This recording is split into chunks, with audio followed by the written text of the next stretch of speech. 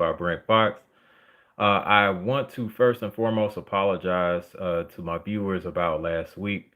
Um, I need to be a little bit more consistent as far as if I'm not doing a show, I need to at least send a short out to let you guys know. And I apologize that I didn't. No excuses for that.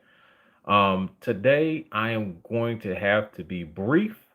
So it's a little bit of a challenge for me not to be long-winded like I'm about to do now, and just kind of get straight to it. What I'll be doing is a mini 20 by 20 series with the upcoming fight with Keyshawn Davis and excuse me, with Keyshawn Davis and Lemos. Now, Lemos, if you guys remember from recently, wound up fighting Richardson Hitchens. Did a little background check on him, if you all remember, and he is somewhat of a slick fighter. Throws very crisp, and also crisp and quick punches. It's Gustavo Daniel Lemos. If y'all just want to research that on BoxRec. Now, yes, he is just coming off of a loss to Richardson Hitchens, but he is still a formidable opponent. Now, I did check in a little bit of the weigh-in, and he came in 6 pounds over. I am sure that that is strategic, especially if he's dramatically over that particular weight. Keyshawn was about to call off the fight, but I think that he thought about the home crowd and just wanted to continue on. Now, Keyshawn is very confident that he's going to win, but I can't help but think that, there are situations like, unfortunately, the Devin Haney and Ryan Garcia fight in which weight and, unfortunately, some banned substances came into play. I hope that is not the case here. I would love to see Keyshawn be victorious at home uh, and do that convincingly. I don't think that Lemos is someone that would institute foul play. Now, if I'm wrong about maybe him facing some sort of suspension or anything like that, then feel free to correct me in the comments after the live.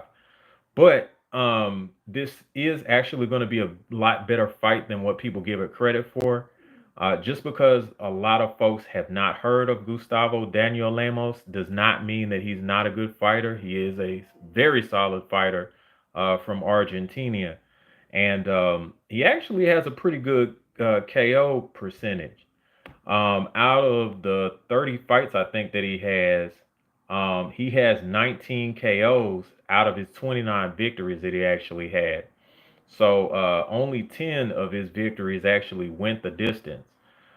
He had like a highlight reel knockout of another opponent before he fought Richardson Hitchens, and that was um, Javier. Yeah, it was Javier Jose Clairvo, and he knocked him out. I think was, if I remember it right, he might have knocked him out like in the first round. Yeah, he knocked him out in the first round. Um, and it was a spectacular left hook that he actually caught him with. Very crisp, very clean left hook. So Lemos is not a pushover. I don't think that this is going to be a situation where Keyshawn just walks in, does what he wants, and then raises his hand within a few seconds. I think that he is going to have a fight on his hands, but I think Keyshawn is resourceful enough to figure out what's actually going on pretty quickly. And I think because Keyshawn is more explosive and more athletic, Keyshawn may be a little bit taller than Lemos. Um, if he is able to utilize his jab, I think that he will probably be able to control most of the fight.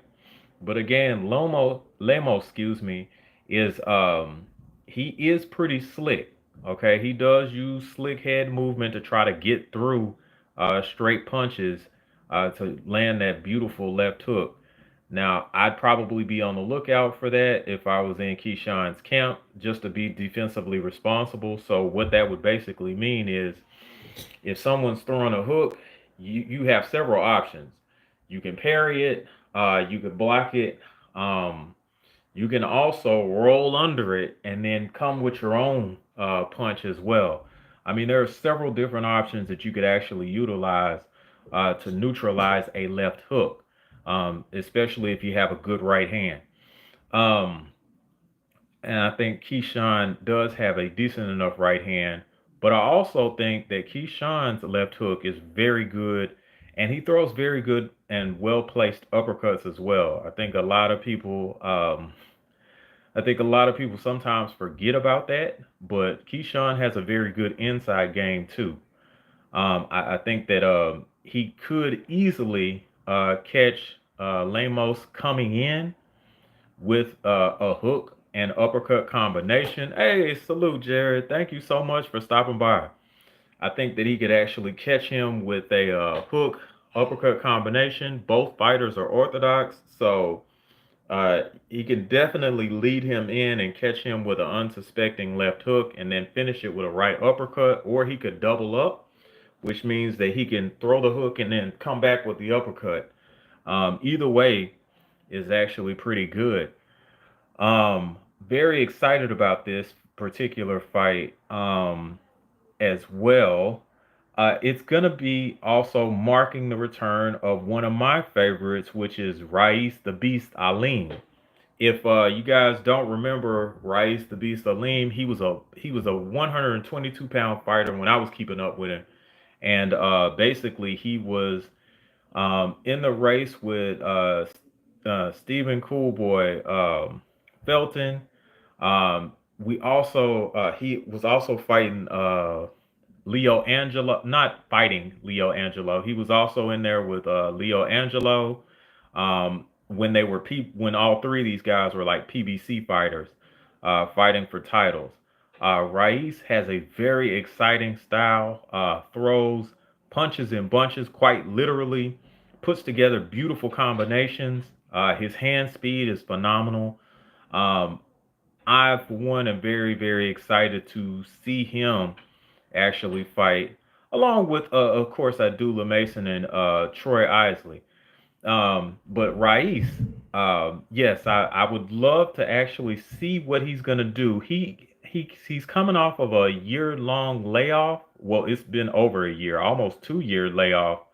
Maybe a year and a half or a year and a 3/4, basically. He had a fight with Sam Goodman, who was, I think, an Australian gentleman that he lost to in June of last year. He hadn't been fighting since. Now, unfortunately, he was under the PBC banter, and I'm not sure whether or not they were able to secure any worthwhile fights for him during that point in time. Of course, there could also be several issues that could have caused him not to be fighting. I do not think any type of suspension or anything like that was one of them. I do think that I think that it's been long enough, and hopefully there is probably going to be some ring rust with Rais, but I fully expect Rais to actually be able to go in and eventually be able to be his old self and dominate this particular opponent. This gentleman who Rais is fighting, y'all excuse me for just a second here while I grab the information from the good old box rec here.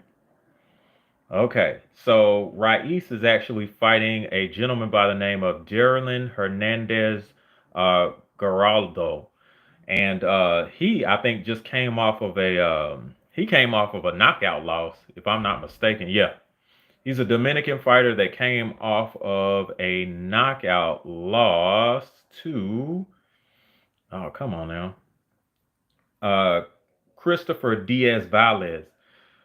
For those that don't know, Christopher Diaz Valles is a ESPN top ranked fighter from Puerto Rico.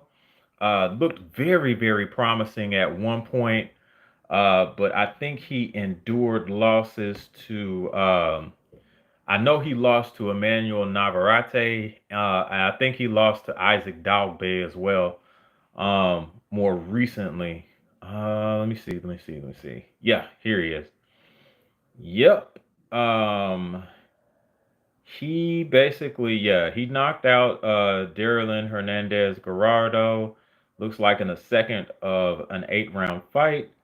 Um, he also beat a dude, Headley Scott, and then another gentleman by the name of Devi Julio, and then yeah, the loss to Isaac Dogbe, Emmanuel Navarrete, and Emmanuel Navarrete, a little bit, well, before that. So again, he has this gentleman that Rais is actually fighting has lost to good opposition, but at the same time, um, if he's not able to get the ring rust off in enough time, this gentleman um, could actually wind up beating him. It's professional sports, y'all. To be quite honest, anything can actually happen, and usually does if someone's not too careful. I think the thing that separates a great fighter from a decent fighter is going to be the details, not probably. It's going to be the details. So as long as Rais is defensively responsible, make sure that his that he's not that he's off of that he's offline once he actually lands his shots, or is just offline in general to where shots can't be landed on him and he's able to get a good sense of rhythm and timing and be able to uh, be able to fire those beautiful counter combinations that he actually does usually in his fights. I think that he'll be okay. They set this guy up for him. Um, and give me just a second here. Right. Yeah, they set the guy up for him, and what's his name? Let's see. Okay, and they're doing a show right now. Open. Hang on, y'all. Be right back.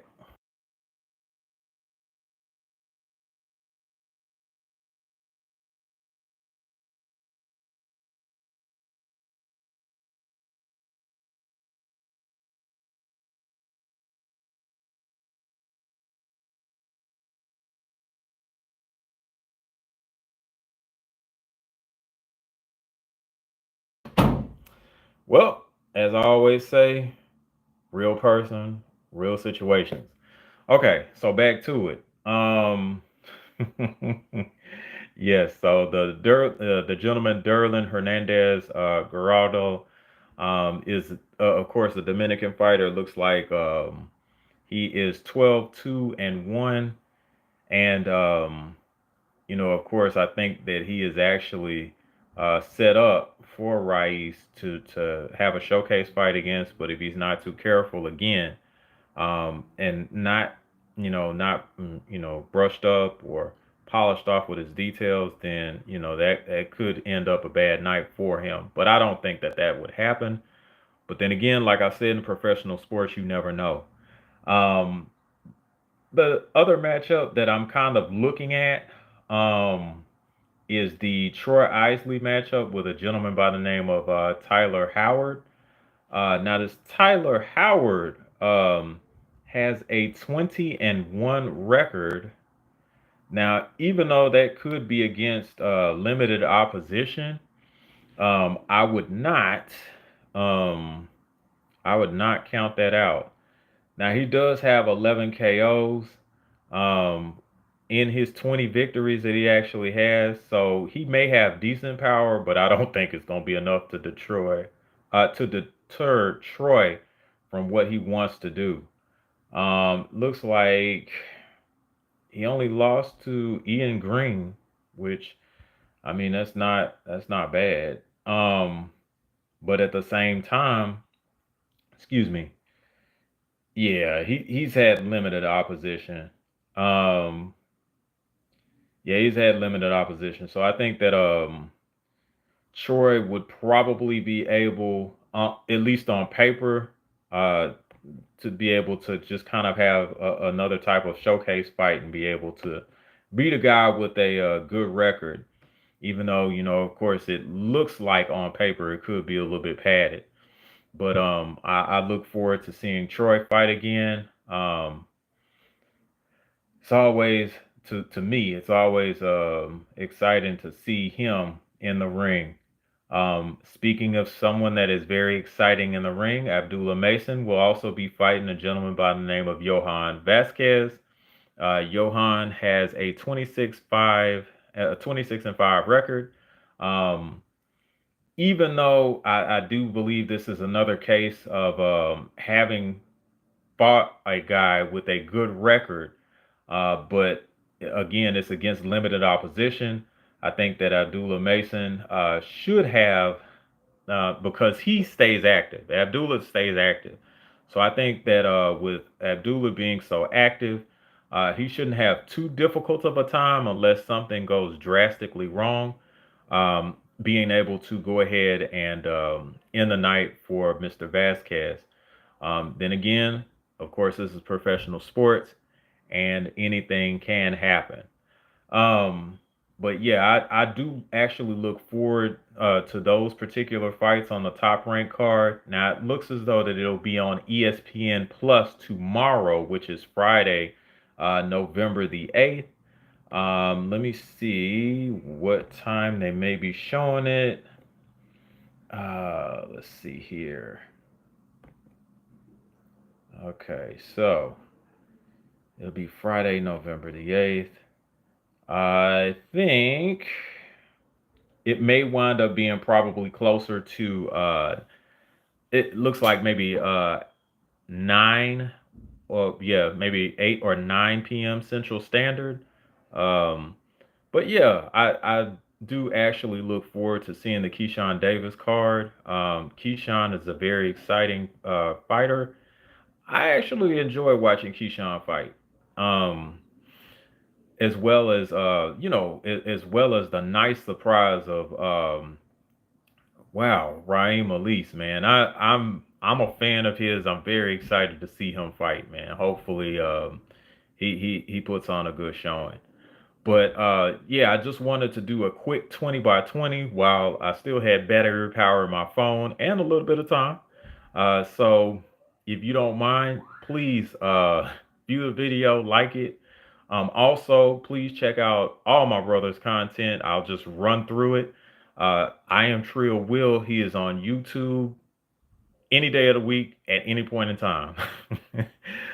Also, check out my brother, Coach 67 Sports TV. He's usually on all social media platforms, but particularly YouTube. He has his own show. He also has like I don't know why I keep saying Coach's Corner, Coach's Playbook, usually on Thursdays, which is today, around this time actually. So check out him on my other brother, Cadillac Red. On that particular platform, Cadillac Red also has a plethora of shows. I'll just do the main ones, which is BSing on the Beltway. Comes on Mondays, Wednesdays, and Fridays, usually at 7:30 p.m. Central Standard Time. Also on YouTube. Check out my brother Jared O11 Green, also on YouTube. His show, the Southern Baller Show, that usually comes on Sundays around 3:30 p.m. Central Standard Time as well. Please also check out my big brother Junior the Truth. He has some very, very motivational and very helpful content that he puts out weekday mornings on YouTube as well. Usually the shows come on around 7 a.m. Central Standard Time. Um, his shows are pretty much based on self improvement. So please check that out. If you're looking to actually try to do better in life, please check out that man's content. It is extremely helpful. Um, I know that I could be going down the list, but please check out the General show. General is 78 Sports TV. We call him the General. He is the founder of the LDBC.